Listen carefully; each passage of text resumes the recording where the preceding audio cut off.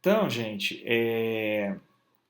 nós temos basicamente, quando nós falamos em princípios de cirurgia, nós temos as manobras cirúrgicas fundamentais.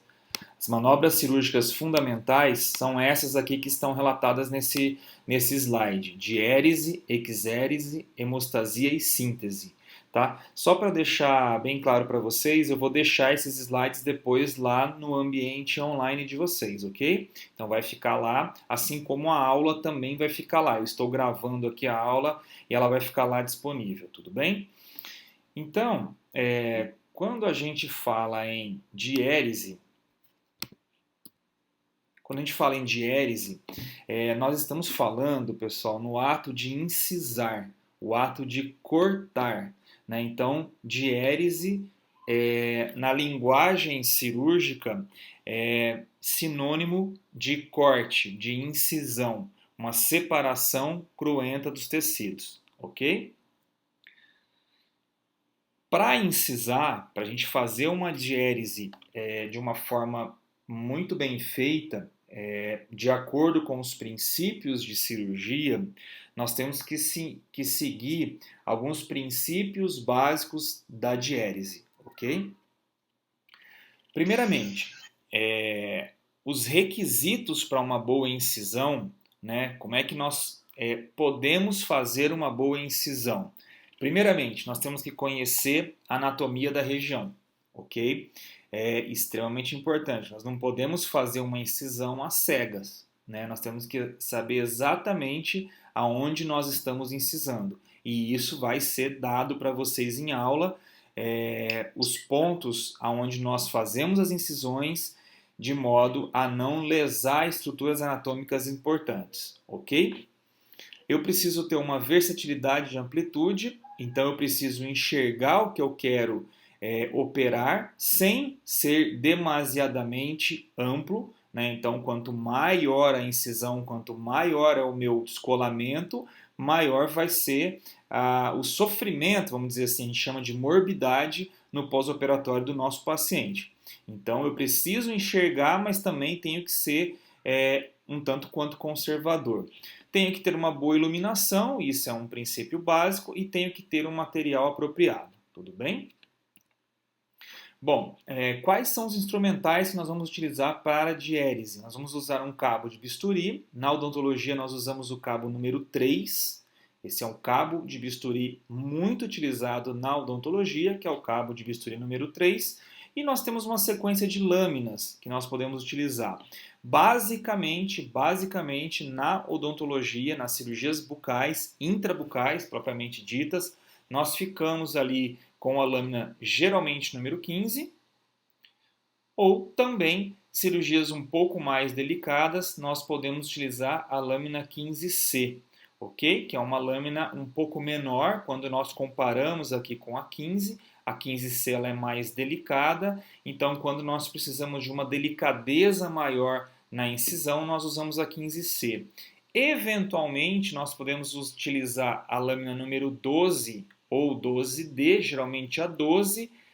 Ela é geralmente utilizada na região distal de molares superiores. Quando eu vou fazer terceiros molares superiores, geralmente terceiros molares superiores retidos, por ter essa curvatura, ela incisa muito bem a distal da região da maxila.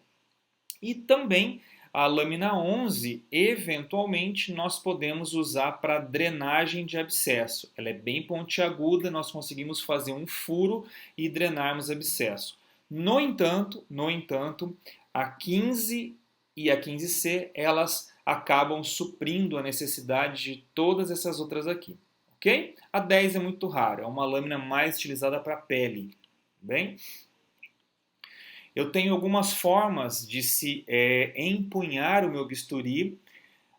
Nós preconizamos, por ser mais tranquilo e se ter um controle maior, esse tipo de empunhadura aqui, que é a empunhadura de caneta, ok? Arco de violino, alguns cirurgiões usam, mas cirurgiões que operam geralmente fora da boca. Né? É uma empunhadura um pouco difícil para você usar dentro da boca, né? Então, o médico que vai operar, por exemplo, o abdômen, ou o ortopedista que vai operar uma perna, como ele está num ambiente muito amplo de trabalho, esse arco de violino, essa empunhadura é possível, ok? Mas nós utilizamos mais realmente aqui a empunhadura de caneta. Outros instrumentais também utilizados para diérese, que também podem ser utilizados, são as tesouras, né? Nós temos tipos diferentes de tesoura. Aqui nós temos uma tesoura que nós chamamos de Goldman Fox, que é uma tesoura de ponta serrilhada. Ela é utilizada geralmente para cortar tecidos. Aqui nós temos uma tesoura chamada tesoura de Metzenbaum. Ela, por ter uma ponta romba, veja, ela tem uma ponta que ela não é cortante. Geralmente nós utilizamos para divulsão de tecidos. Mas tudo isso será dado novamente, tudo isso será retomado novamente quando nós estivermos nas aulas práticas de sutura, depois de exodontia e depois ali no próprio paciente. Tudo bem, gente? Está tudo tranquilo por enquanto?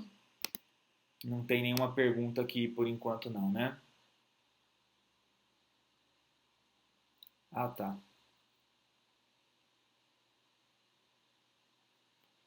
Depois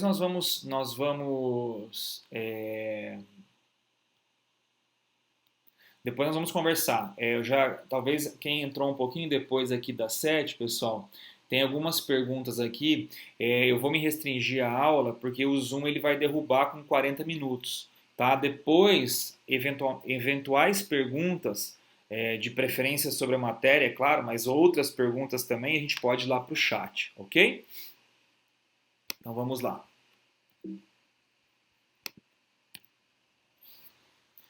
Como é que nós vamos empunhar a tesoura? Nós vamos empunhar com o dedo polegar e anular nas alças. Então, polegar e o anular nas alças.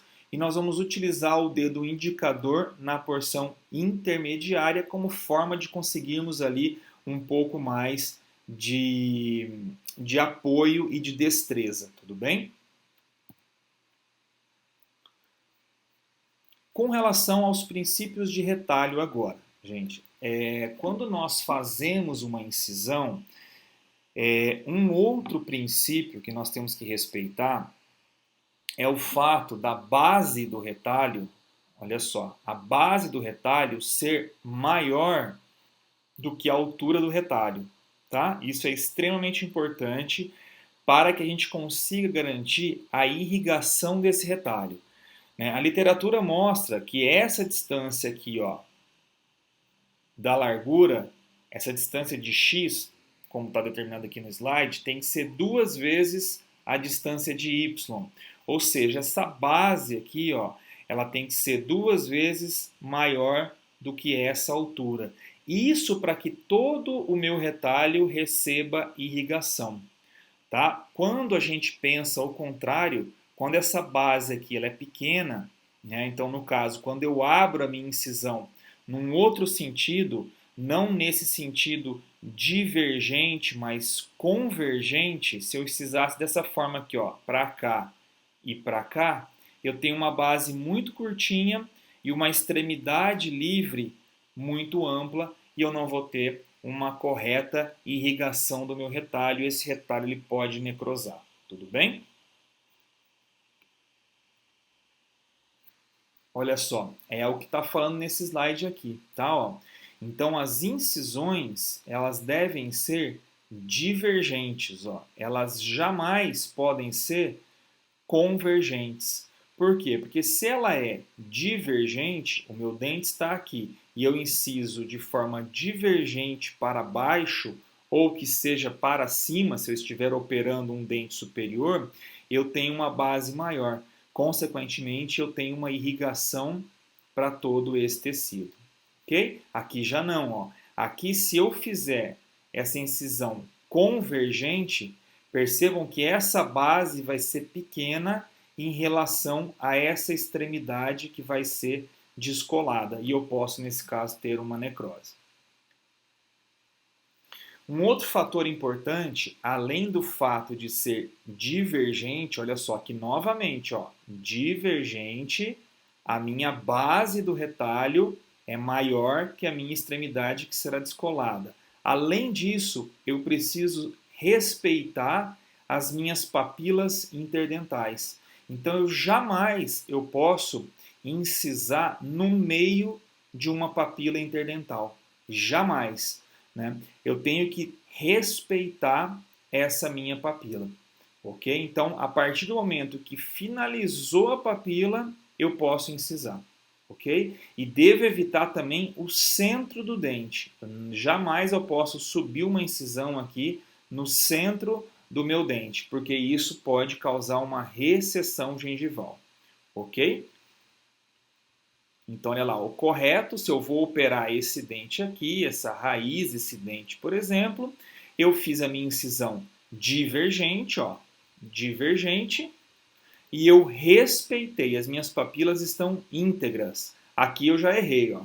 Aqui é o incorreto. Aqui o cirurgião ele incisou no meio da papila e aqui também no meio da papila. Está correta no sentido de ser divergente, mas está incorreta no fato de ter incisado no meio da papila e com certeza vai haver uma recessão dessa papila e possivelmente aí criar depois um black space e o paciente não vai gostar muito disso. Tudo bem? Um outro princípio que eu preciso observar. Eu preciso que a minha lâmina seja utilizada, seja incisada de maneira firme, nítida. Eu preciso evitar linhas secundárias, que é o que está mostrando aqui, ó. Então, a partir do momento que eu colocar a minha lâmina para incisar, eu tenho que ir do começo, que eu vou ali utilizar a minha incisão, até o final, sabe?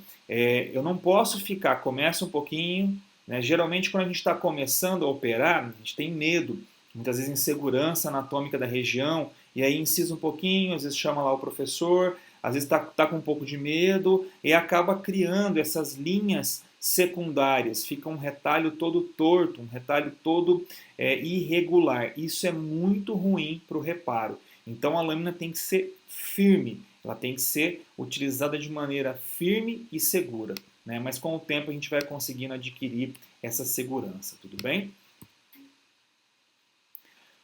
Um outro princípio interessante, na maioria das vezes, principalmente na exodontia, e o nosso objetivo aqui é inserir vocês na exodontia, nós utilizamos retalhos que nós chamamos de retalhos mucoperiosteais, tá?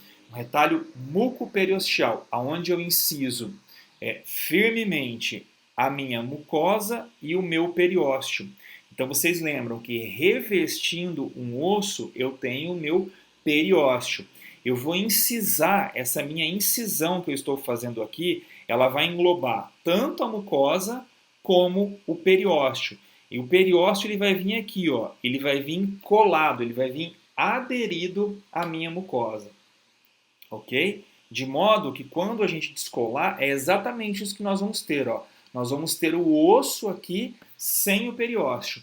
Por quê? Porque essa minha incisão aqui, eu fiz ela de forma firme, e eu incisei ela de modo que ela incisou a minha mucosa e o meu periósteo que está aqui, ó, ok? Quando eu descolo, quando eu faço o rebatimento desse retalho, aqui eu já caio no osso, né? Não tem periósteo aqui revestindo esse osso, mas isso a gente consegue quando nós fazemos uma incisão firme, sem medo de incisar, tudo bem? Eu preciso também, um outro princípio de retalho, eu preciso incisar de maneira que eu faça, que eu permita posteriormente um fechamento sobre um osso sadio. Então, se eu, através da minha radiografia, através do meu exame tomográfico, eu vi que essa lesão ela está nessa região do ápice, eu preciso incisar aqui embaixo. Ó.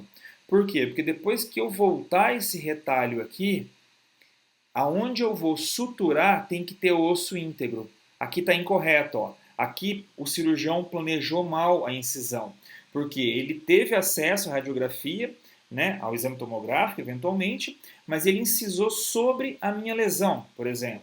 Então, quando ele voltar esse retalho aqui e suturar, esse retalho vai ficar sobre o osso, sobre um defeito.